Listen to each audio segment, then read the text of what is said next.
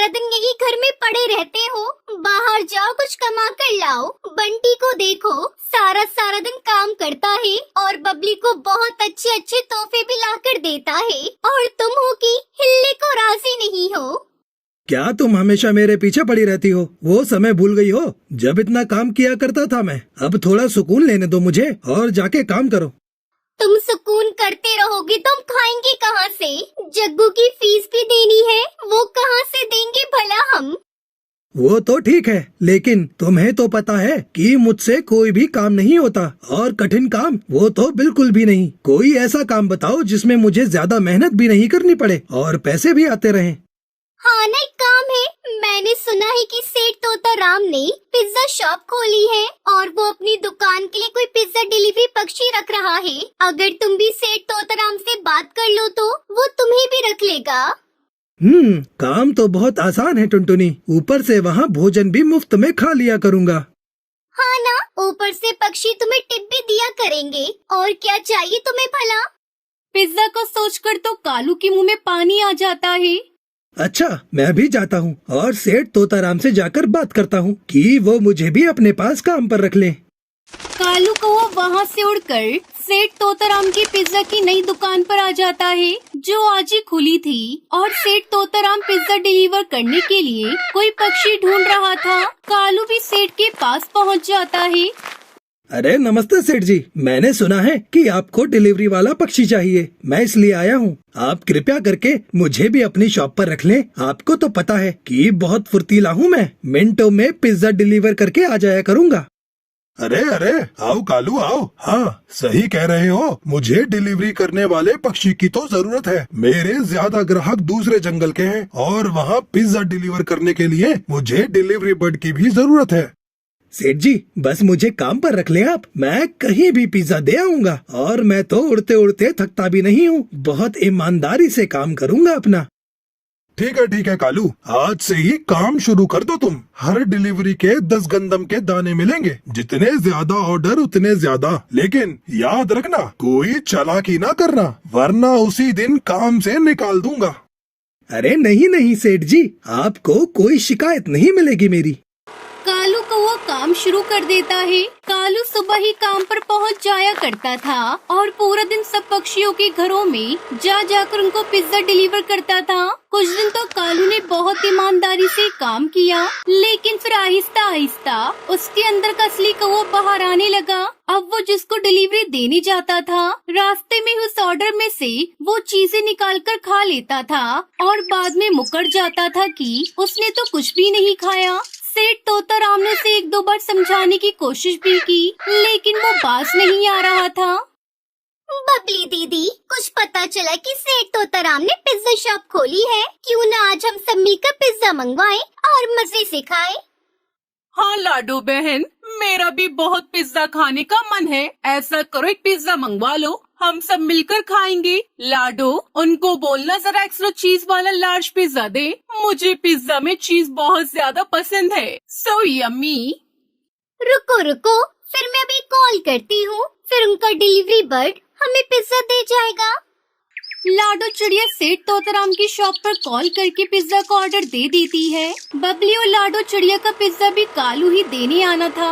वो रास्ते में वही करता है जो वो सबके साथ करता था। कालू रास्ते में एक जगह उतरकर पिज्जा बॉक्स खोलता है और उसमें से एक स्लाइस पिज्जा की खा लेता है और दोबारा बबली और लाडो चिड़िया की तरफ चला जाता है।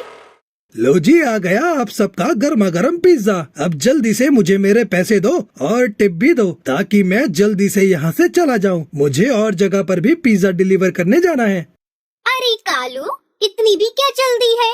हमें पिज्जा को देख तो लेने दो। हमने एक्स्ट्रा लार्ज पिज्जा मंगवाया था विद एक्स्ट्रा चीज।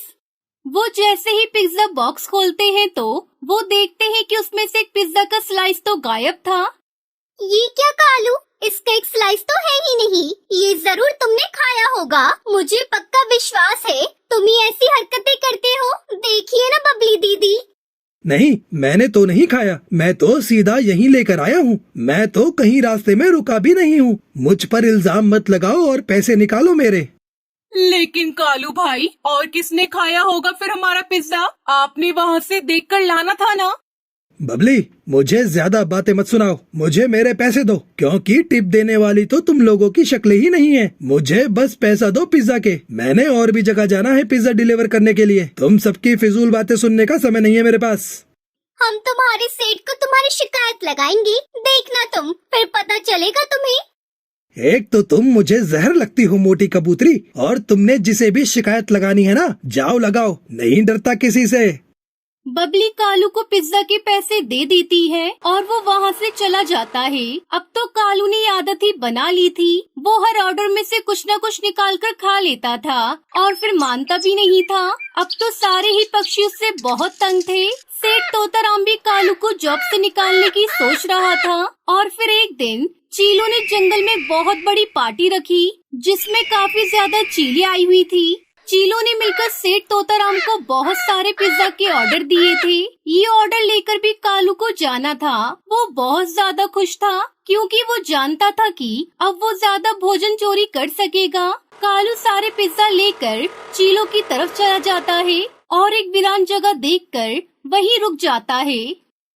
अरे ये तो इतना ज्यादा पिज्जा है, मैं अगर सब में से भी थोड़ा थोड़ा खाऊं तो किसी को पता भी नहीं चलेगा। अरे आज तो पार्टी हो गई है मेरी। कालू फिर सारे बॉक्सेस खोल खोल कर उनमें से एक एक पिज्जा की स्लाइस खा लेता है और फिर सबको दोबारा से वैसे ही पैक कर देता है जैसे वो पहले थे। चील भाई, ये ले आपका पिज्जा, और मुझे सारे पिज्जों के पैसे दे दे, फिर मैंने वापस भी जाना है। एक तो आप लोगों का घर भी इतना दूर है, इसलिए मुझे थोड़ी टिप भी दे दे, बहुत मुश्किलों से आया हूँ यहाँ तक। हाँ हाँ, पैसा भी दे देते हैं और टिप भी, पहले पिज्जा तो देख लेने दो। कालू ने जब ये सुना तो उसका डर के मारे बहुत बुरा हाल हो गया, क्योंकि वो बाकी पक्षियों को तो डरा धमका कर चुप करवा दिया करता था, लेकिन ये तो चीलें थी। आप बाद में चेक कर लेना चील जी, मुझे थोड़ा जल्दी जाना है, वो ना और भी ऑर्डर देने हैं ना मुझे। लेकिन तब तक चील बॉक्स खोलकर देख लेते हैं, उनमें से सारे पिज्जा में से एक एक स्लाइस गायब थे। इसलिए बार बार कह रहे थे कि तुम्हें जल्दी वापस जाना है, तो ये जरूर तुमने ही खाए होंगे। नहीं तो मुझे ऐसे ही मिले थे चील जी, और भला मैं क्यों खाऊंगा पिज्जा आपका। मुझे सब पता है तेरा, अब ये पिज्जा तो तेरी हड्डियों में से ही निकलेगा। रुक जा, अभी बतावत हूँ तुझे। सारी चीलें मिलकर कालू की काफी धुलाई करती हैं। कालू बड़ी मुश्किल से जान बचाकर वहाँ से भागकर बबली कबूतरी लाडो के पास पहुँच जाता है। अरे अरे अरे, बचा लो चिड़िया दीदी, वो जालिम चीले तो मार ही डालेंगी मुझे, वो तो पीछे ही पड़ गई हैं मुझ गरीब के। अरे पर हुआ क्या है कालू, आखिर किसने मारा है तुम्हें और क्यों मार रहे हैं तुम्हें? कालू सबको पूरी बात बता देता है और सब हंसने लग जाते हैं, क्योंकि कालू ने भी तो उन्हें धोखा दिया था और यूँ कालू को उसके गलत काम की सजा मिल जाती है। हमें इस कहानी से सीख मिलती है कि हमें कभी भी कोई गलत काम नहीं करना चाहिए, और जो काम दिया जाए उसको ईमानदारी से करना चाहिए, वरना उसका नुकसान बहुत ज्यादा हो सकता है।